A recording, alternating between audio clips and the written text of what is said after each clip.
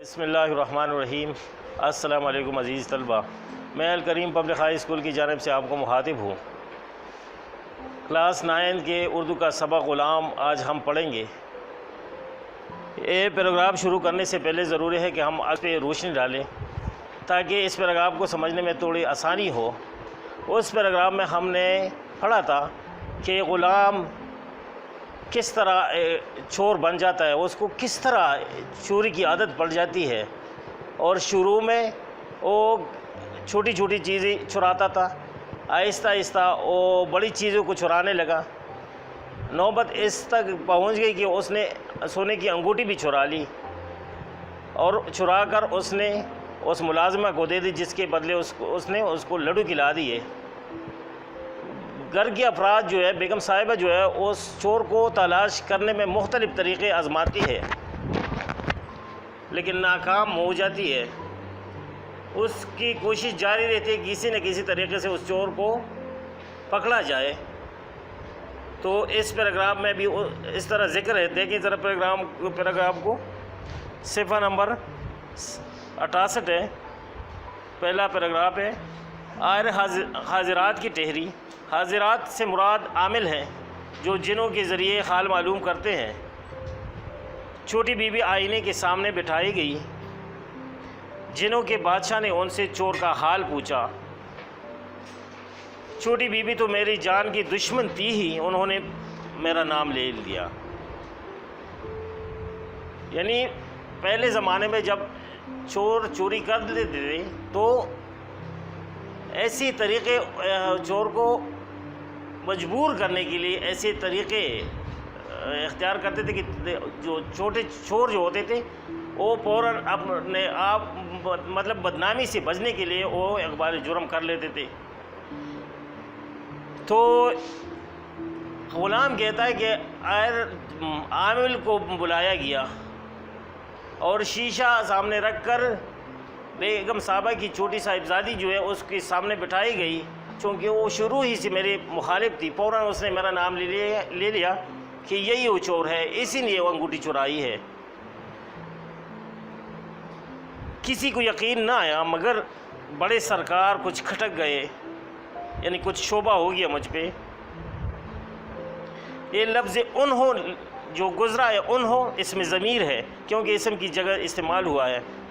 شاید میرے اور ماما جی کے زیادہ میل جول سے ان کو کوئی خیال پیدا ہو گیا، یا میل جول سے یعنی ملنا جلنا۔ ماما جی سمجھی چلو یہ مال بھی ہضم ہوا۔ ایک دن مجھ سے کہا، دیکھو بیٹا، ابھی بیگم صاحبہ پٹاری میں چمپا گلی رکھ کر کوٹے پر گئی ہے۔ پٹاری صندوقچی کو کہتے ہیں۔ یہ اس میں مصغر ہے، کسی چیز کی چھوٹائی بیان کرنا اس میں مصغر کہلاتا ہے، یعنی جس طرح باغ سے باغیچہ، یہ صندوق سے صندوقچی۔ اچھا، چمپا گلی کا ایک زیور ہے، کوٹے پر گئی ہے نہیں بالاخانے پر گئی ہے۔ اس وقت دالان میں کوئی ہے بھی نہیں، ذرا چپکے سے نکال تو لا، اتنے لڈو کھلاؤں گی کہ پیٹ بھر جائے گا۔ باورچی خانے سے نکل ٹہلتے ٹہلتے دالان میں آئے، ادھر ادھر دیکھا، میدان صاف تھا، پٹاری کول، چمپا گل نکال، نیفے میں اوڑس۔ نیفا شلوار کے اس حصے کو کہتے ہیں جہاں پہ ہزاربند یا ناڑا ڈالتے ہیں۔ باورچی خانے ماما جی کے حوالے کی، انہوں نے اپنے خشکی کی رکابی میں ٹھوس رکابی پوٹلی میں باندھ دی۔ خشکا کہتے ہیں سوکھے آٹے کو، یعنی روٹی بناتے وقت جو پیڑے پہ لگاتے ہیں اس کو خشکا کہتے ہیں۔ تو اس میں چھپا لی۔ بیگم صاحبہ نیچے آئی، پٹاری کول، پان کھایا مگر کچھ نہ بولی۔ اس پیراگراف میں غلام کہتا ہے کہ جب عامل کو بلایا گیا اور ایک آئینہ منگوایا گیا، اس کے سامنے صاحبزادی یعنی بیگم صاحبہ کی جو چھوٹی بیٹی تھی صاحبزادی، اس کو بٹھایا گیا، تو غلام کہتا ہے تو وہ ویسی بھی میری مخالف تھی، ہر بات میں میرے مخالفت کرتی رہتی تھی، تو اس نے فوراً میرا نام لے کہ یہی وہ چور ہے۔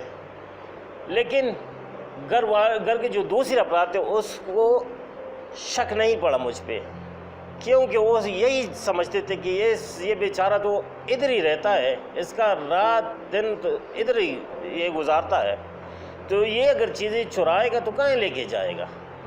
تو اس وجہ سے ان کو شک نہیں پڑا. لیکن جو بڑے سرکار جو ہے وہ کچھ شبہ ہو گیا مجھ پہ، کچھ شک پڑ گیا مجھ پہ، اور وہ اس وجہ سے کیونکہ میں چونکہ چیزیں چرا کے ملازمہ کو دیا کرتا تھا، اس سے ملتا جلتا تھا، تو شاید اس وجہ سے اس کو شک پڑ گیا.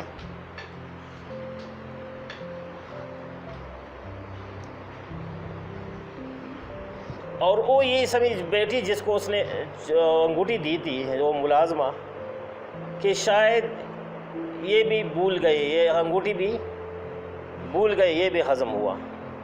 پھر ایک دن غلام کہتا کہ ایک دن مجھے وہ کہنے لگی کہ جا بیٹا،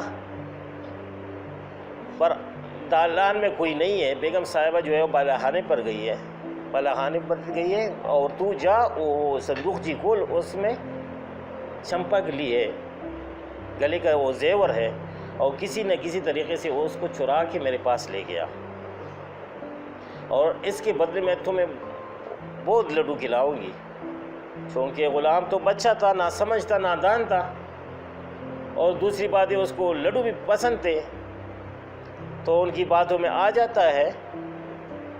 اور غلام کہتا ہے کہ میں برآمد میں جب آ گیا تو ادھر ادھر دیکھا، کوئی نہیں تھا. آہستہ آہستہ چہل قدمی کرتے ہوئے اس پٹاری کے پاس چلا گیا، وہ کھول لی اور وہ چمپا کے لیے میں نے اٹھا کے نیفے میں ڈال دی تاکہ کسی کو پتہ نہ چلے، اور آہستہ آہستہ باورچی خانے آیا، اس کو دے دی میں نے. اور اس ملازمہ نے فوراً وہ خشکی میں چھپا لی تاکہ کسی کو پتہ نہ چلے. اتنے میں بیگم صاحبہ بھی اوپر سے آتی ہے، پٹاری کھولتی ہے، پان کھانے لگتی ہے، لیکن خاموش ہو جاتی ہے اور کچھ نہیں کہتی. بس میرے خیال میں یہاں تک کافی ہوگا. انشاءاللہ اگلا پیراگراف جو ہے اگلے کلاس میں پڑھیں گے.